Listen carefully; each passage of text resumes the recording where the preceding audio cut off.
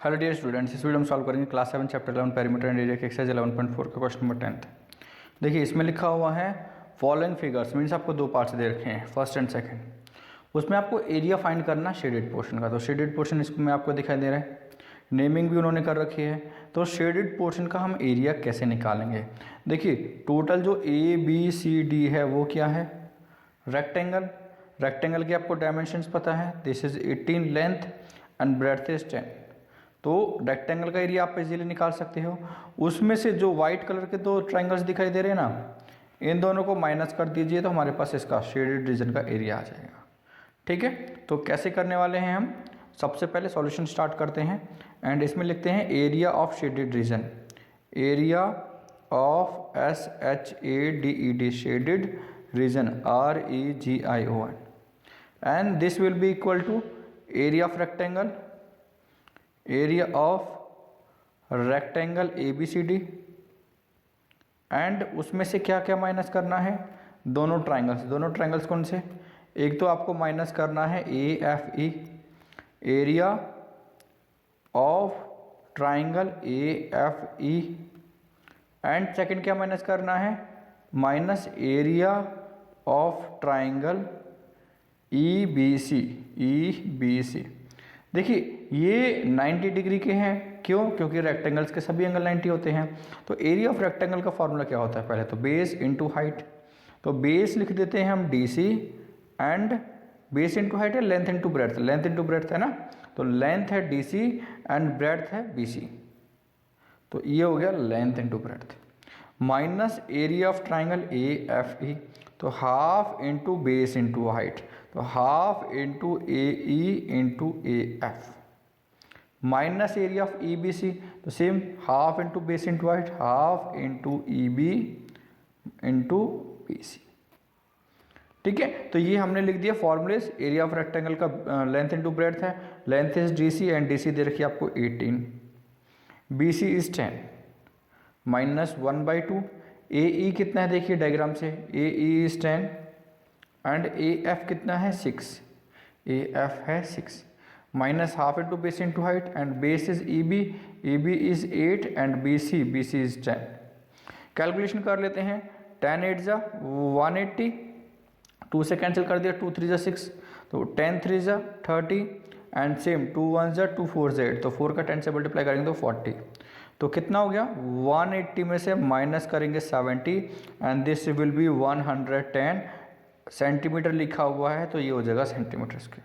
तो 110 centimetre square हो गया इसका आंसर, शेडेड रीजन का area. Hence the area of shaded region, hence the area of shaded region SHADED shaded region is 110 centimetre square.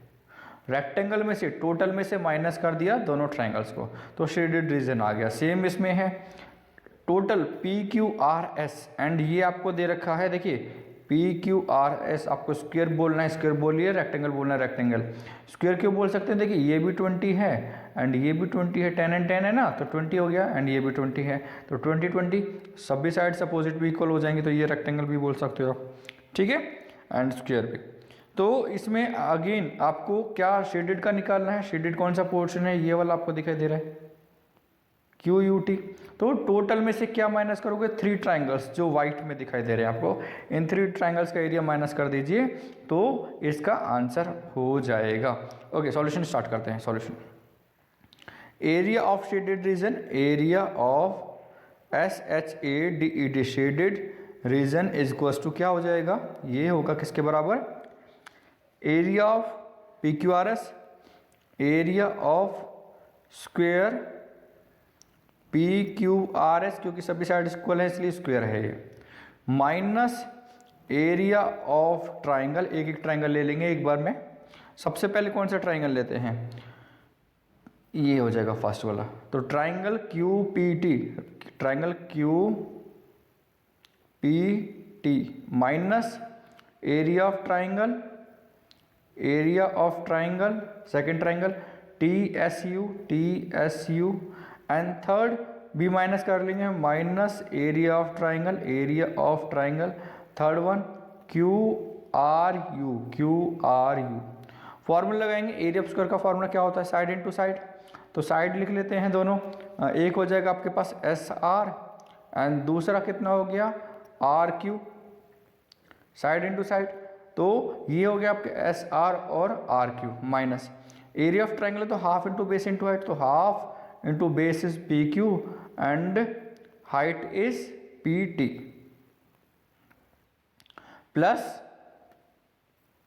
या minus minus area of triangle S T S U, T S U कितना हो जाएगा half into में T कितना है okay base S U and into में T S height, minus again half into base into height, half into base is U R into में height Q are.